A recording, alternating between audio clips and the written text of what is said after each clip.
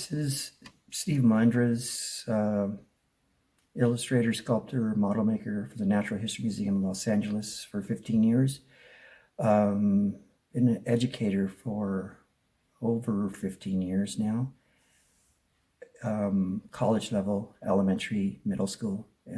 This term is middle school. I've been there for a while. So these will be techniques that I've shown my middle school students.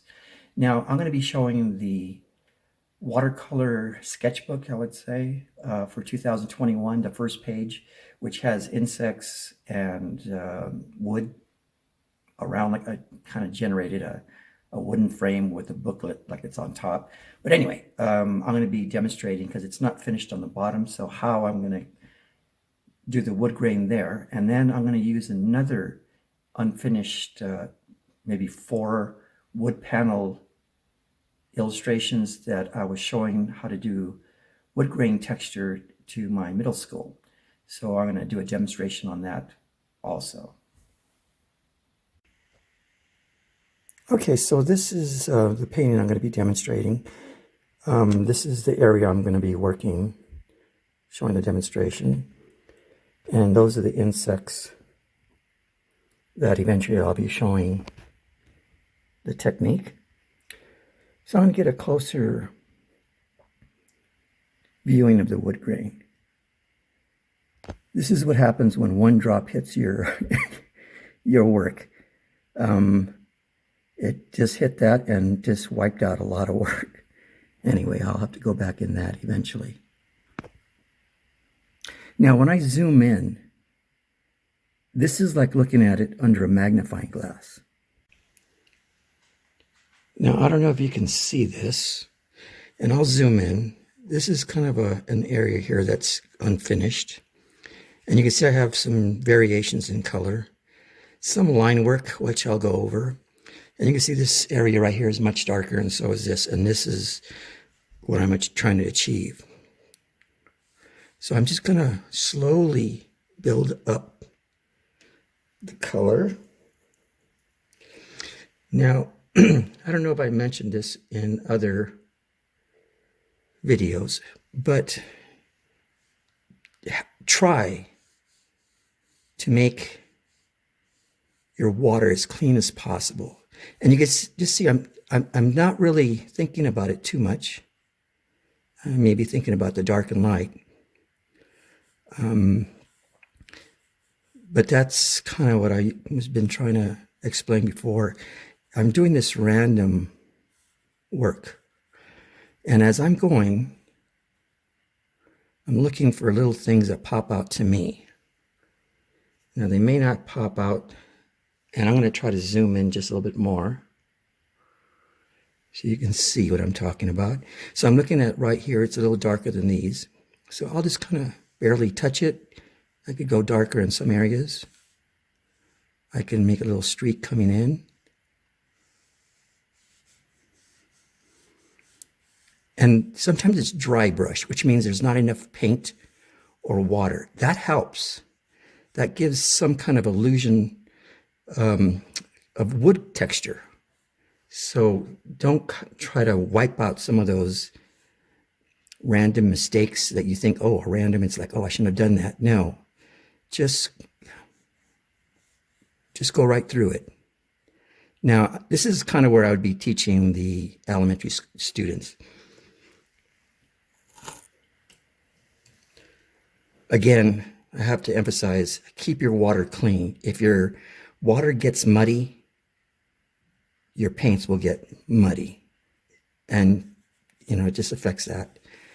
Now you can see there's some really nice little things where the bleed in to the wet on wet is kind of, you can see this is dry brush right here, or dry, but here it's kind of like blending into this other layer. That is like little gold things. So you can see that this is doing a little blending itself by itself. So it's called water, wet on wet, but it's still the same technique. Now, let's say I got to this point, and I would go a lot further in this, but for demonstration purposes, I'm just going to speed up the process a little bit. So now I'm using like, this one is a Oh, it's not even listed, but it's oh, there it is. 2-aught, which is kind of, and I usually use a 3, but this is a little bit bigger than what I would normally do. So now I can go back in there and define little teeny lines and just slowly build it up. And you can see I'm just going over what I'm doing. Now, if I wanted to make one of those kind of almost like looks like a knot, I would kind of make the brush kind of wiggly, and you can see it coming back up, and you can see there's kind of a starting of a knot there. And this is the way I would do the wood grain. Now, I could always go back. That was yellow ochre, and I use kind of burnt umber. Sometimes it just varies on the wood. Now this is a little bit darker. I'm using a smaller brush and doing the line work.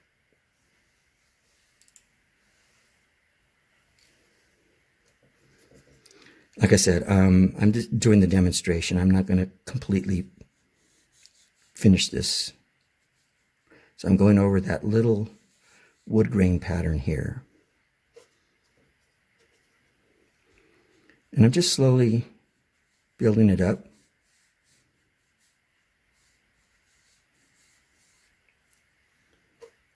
And this is pretty much the way I do wood grain.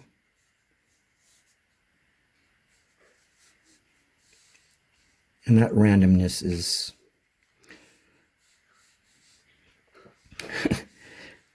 the secret for me. I don't know what the secret would be for you. It's just kind of like I'm just zoning out, just not really thinking about anything. It just, when I see something that I like, I go over it and emphasize it with either another darker stroke, color.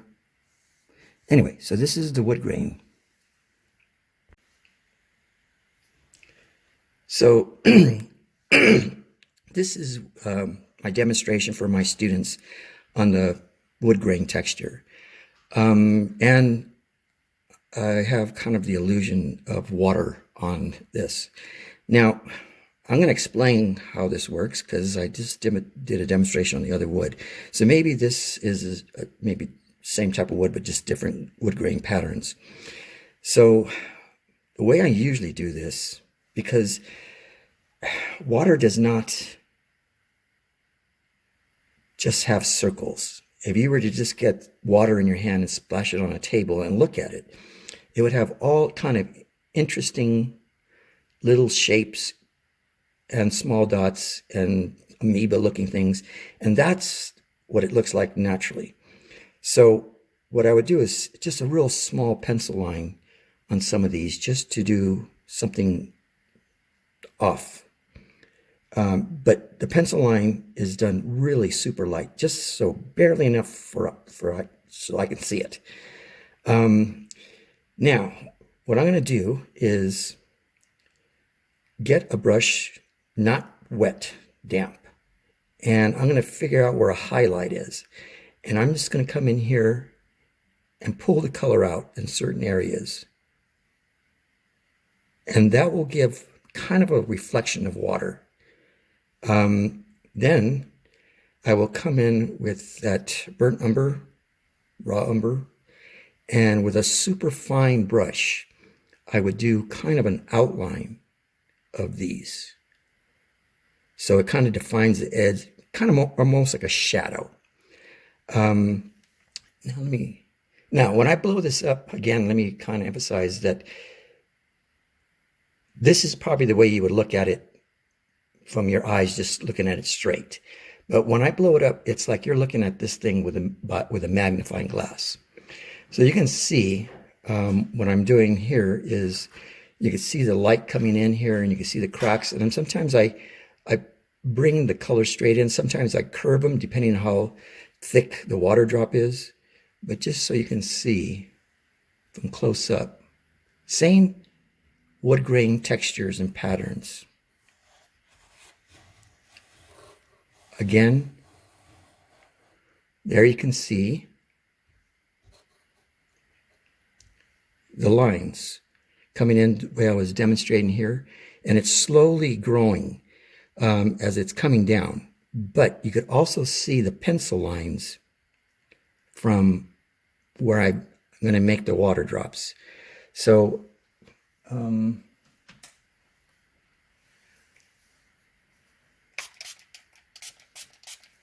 I'm just spraying a little water just to keep things moist. Again, I'm going to use the, I guess they call them small round brushes, but and you can see how light the color is. And I'm not worried about going over those bubbles because I'm starting off light and just slowly blending. And I'm going in an up and down motion.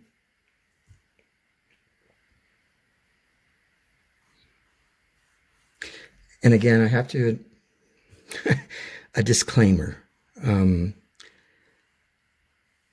I am a professional. This is what I did for a living and teaching. So even though it looks like I'm making it look super easy, I know it's not easy. But if you practice a little bit, if I could teach elementary and middle school, I can teach anybody. So I'm just showing and sharing these skills that I've painstakingly acquired through many years of trial and error.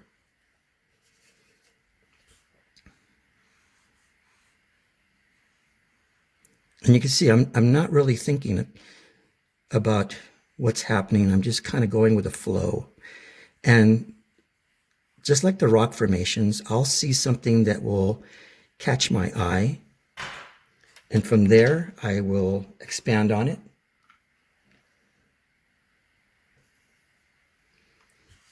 And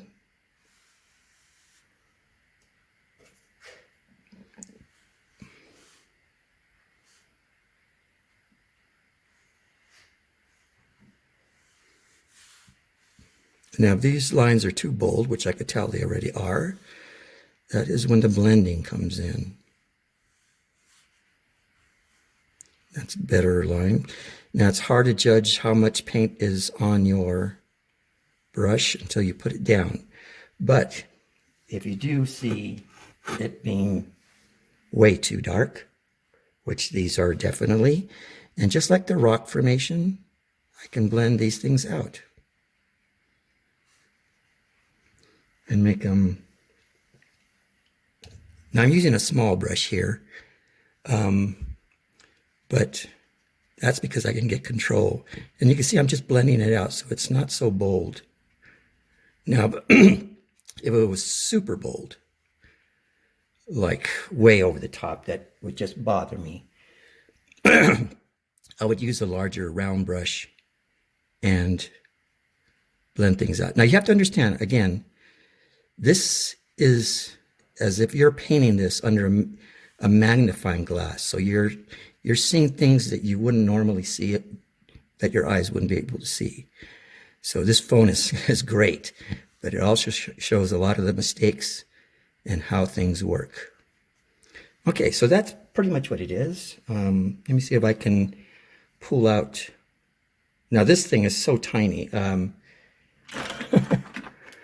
This will kind of give you an idea how tiny this thing is. Like I said, it's tiny. And let me kind of show you that technique for taking out.